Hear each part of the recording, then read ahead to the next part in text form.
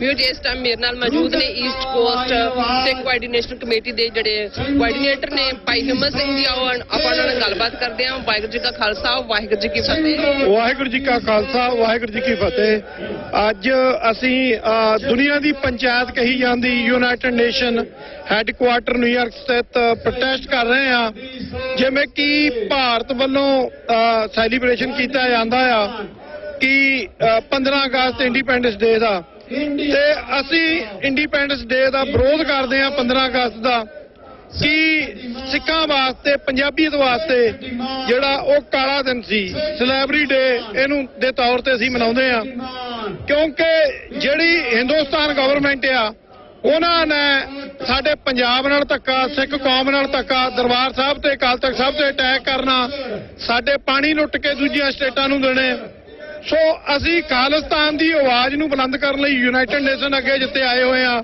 ਉੱਤੇ ਨਾਲ ਤੋਂ ਨਾਲ ਜੋ 25 ਤੋਂ 26 ਸਾਲਾਂ ਤੋਂ ਵਧੇਰੇ ਦੀ ਜਿਹੜੀ ਉਮਰ ਕੈਦ ਆ ਸਾਡੇ ਬੰਦੀ ਸਿੰਘਾਂ ਵੱਲੋਂ ਭਾਰਤ ਦੇ ਕਾਨੂੰਨ ਤਹਿਤ ਜਿਹੜੀ ਪੂਰੀ ਕਰ ਲਈ ਗਈ ਆ, ਫਿਰ ਵੀ ਭਾਰਤੀ ਹਕੂਮਤ ਸਾਡੇ ਬੰਦੀ ਸਿੰਘਾਂ ਨੂੰ ਨਹੀਂ ਛੱਡ ਰਹੀ।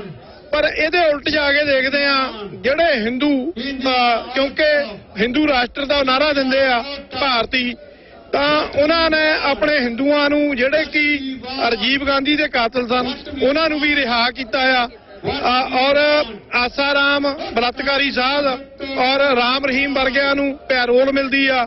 ਔਰ ਨਾਲ ਦੀ ਨਾਲ ਜੇ ਆਪਾਂ ਗੱਲ ਕਰੀਏ, ਇੱਕ ਕਸਾਈ ਸੀ ਦਿੱਲੀ ਦੇ ਵਿੱਚ 1984 ਦੇ ਵਿੱਚ ਜਿਹਨੇ 7 ਤੋਂ ਵੱਧ ਕਤਲ ਜਿਹੜੇ ਆ ਉਹ ਉਸ ਟਾਈਮ ਸਿੱਖਾਂ ਦੇ ਕੀਤੇ ਸੀ, ਤਾਂ ਉਸ ਬੰਦੇ ਨੂੰ ਵੀ ਰਿਹਾ ਕੀਤਾ ਗਿਆ।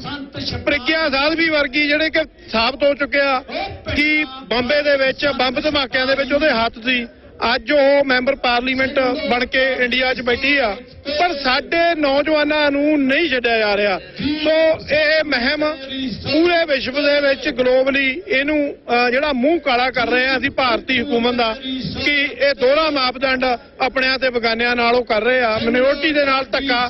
ਸੋ ਉਹ ਆਵਾਜ਼ ਬੁਲੰਦ ਕਰਨ ਲਈ ਯੂਨਾਈਟਿਡ ਨੇਸ਼ਨ ਦੇ ਅੱਗੇ ਕਿ ਤੁਸੀਂ ਕਦੋਂ ਜਾਗੋਗੇ, ਤੋਂ ਮਿਨੋਰਟੀ ਦੇ ਨਾਲ ਧੱਕਾ ਹੋ ਰਿਹਾ। ਤੁਸੀਂ ਆਪਣੇ ਆਪ ਨੂੰ ਸਰਪੰਚ ਦੱਸਦੇ ਹੋ ਦੁਨੀਆ ਦੇ, ਪਰ ਇੱਕ ਕੌਮ ਨਾਲ ਧੱਕਾ ਹੋ ਰਿਹਾ ਔਰ 47 ਤੋਂ ਲਗਾਤਾਰ, ਤਾਂ ਤੁਸੀਂ ਕਿੱਥੇ ਖੜੇ ਆ ਉਹਨਾਂ ਦੀ ਨੀਂਦ ਜਗਾਉਣ ਲਈ ਔਰ ਭਾਰਤੀਆਂ ਦਾ ਮੂੰਹ ਕਾਲਾ ਕਰਨ ਲਈ, ਖਾਸ ਕਰਕੇ ਹਿੰਦੁਸਤਾਨ ਗਵਰਨਮੈਂਟ ਦਾ, RSS ਦਾ। ਅਸੀਂ ਯੂਨਾਈਟਿਡ ਨੇਸ਼ਨ ਦੇ ਅੱਗੇ ਖੜੇ ਆ। ਧੰਨਵਾਦ ਜੀ, ਤੁਸੀਂ ਅੱਜ ਇਹ ਕਵਰ ਕਰ ਰਹੇ ਹੋ ਇਸ ਇਵੈਂਟ ਨੂੰ। ਵਾਹਿਗੁਰੂ ਜੀ ਕਾ ਖਾਲਸਾ ਵਾਹਿਗੁਰੂ ਜੀ ਕੀ ਫਤਿਹ। पिंजरा वाला तेरी सोच दे, हमारे तेरी सोच दे।